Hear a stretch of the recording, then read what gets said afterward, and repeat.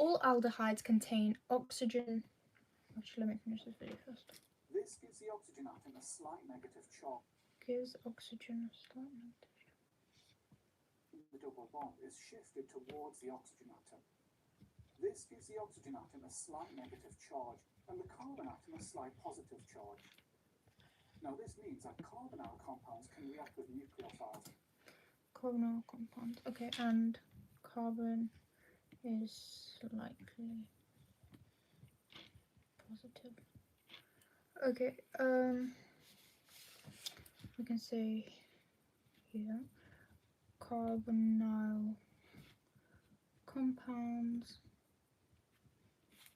can react with nucleophiles. Okay. For nucleophilic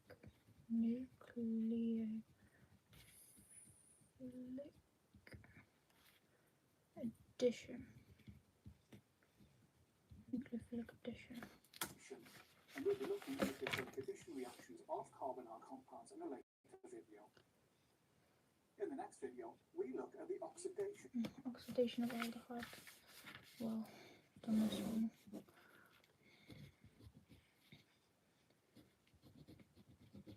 Oxidation of aldehydes. Oh. Okay then. Oxidation of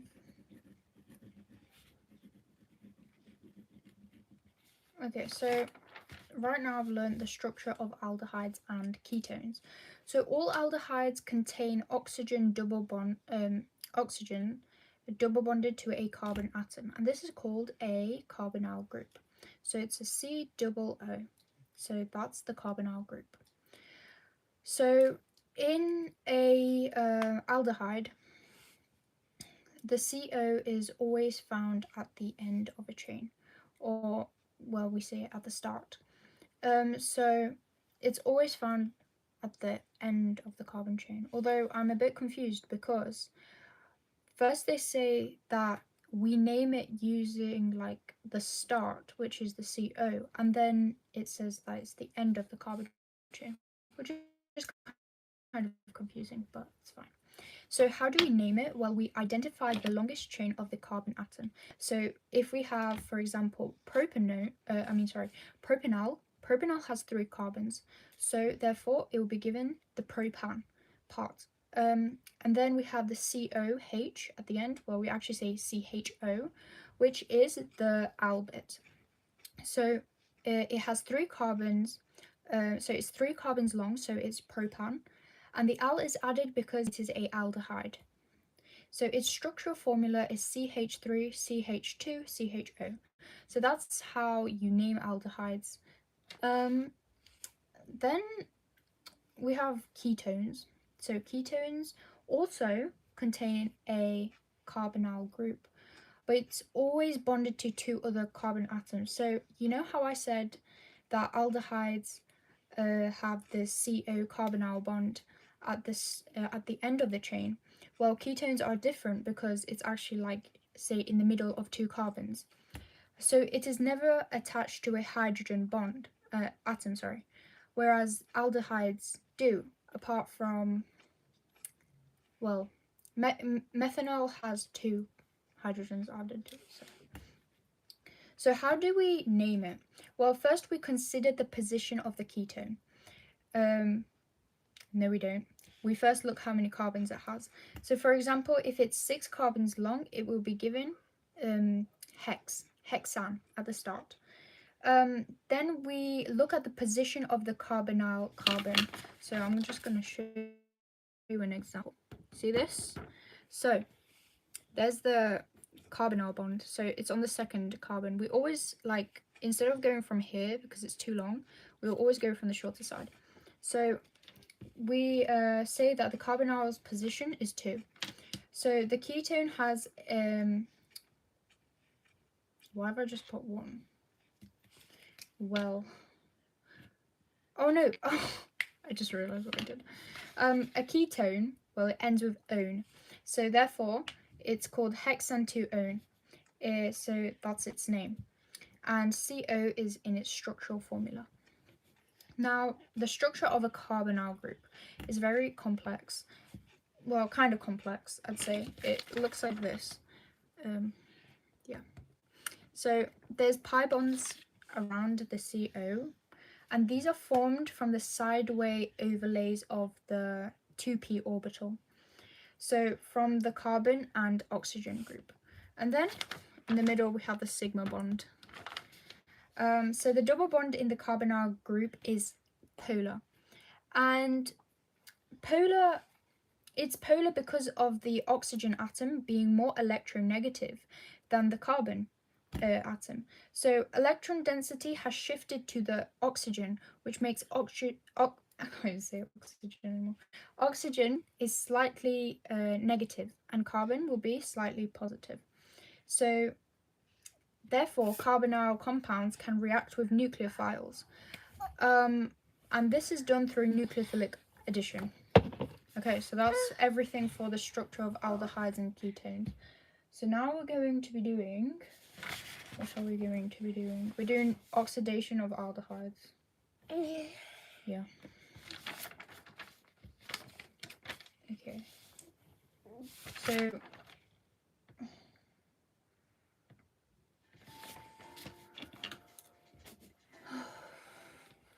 Hi, welcome back to Free Science Lessons.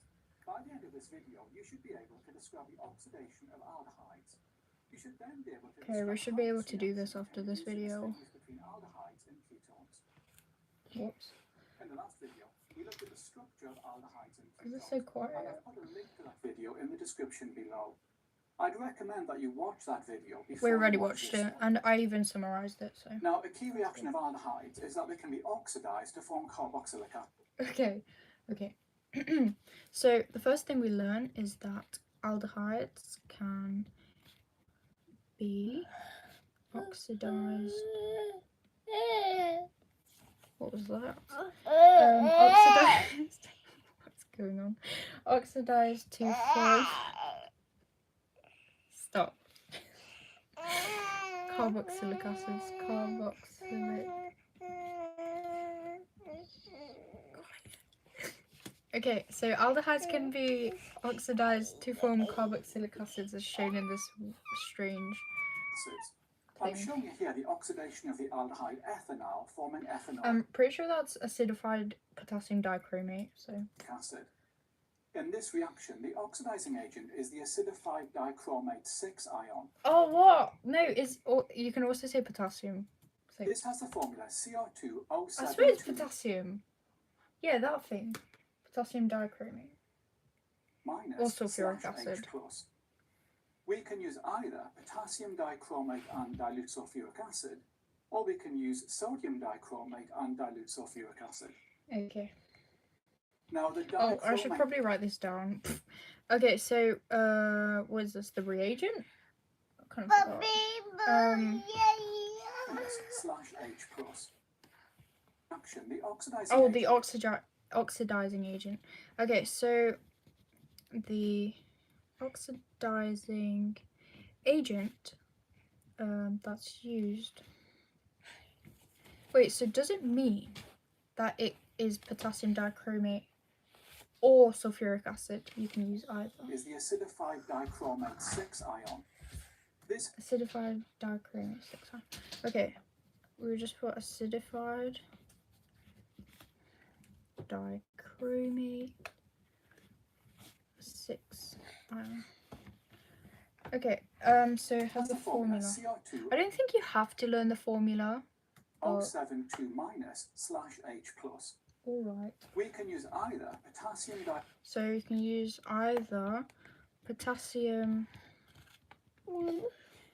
dichromate or, I'm pretty sure it's sulfuric acid, to oxidize a aldehyde to a alcohol.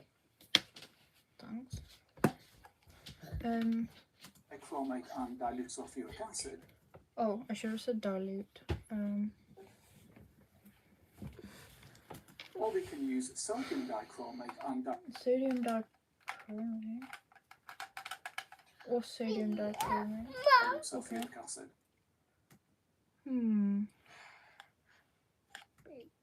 Now the dichromate ion has an orange Oh wait, I'm actually like my brain right now. dilute sulfur. So you can, or instead of using this, let me just put a big or. You can use sodium dichromate.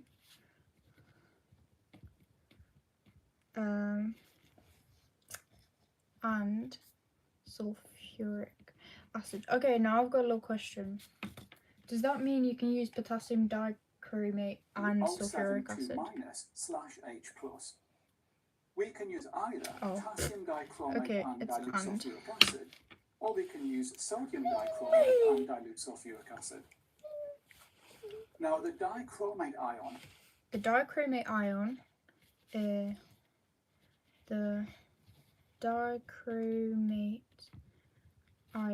has a orange colour.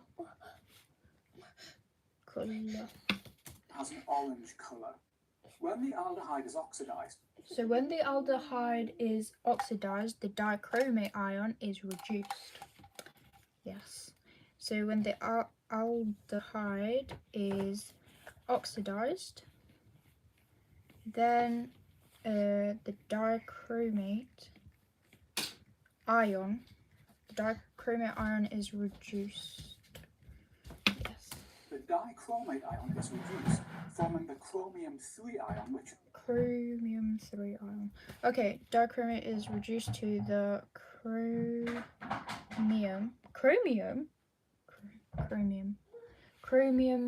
3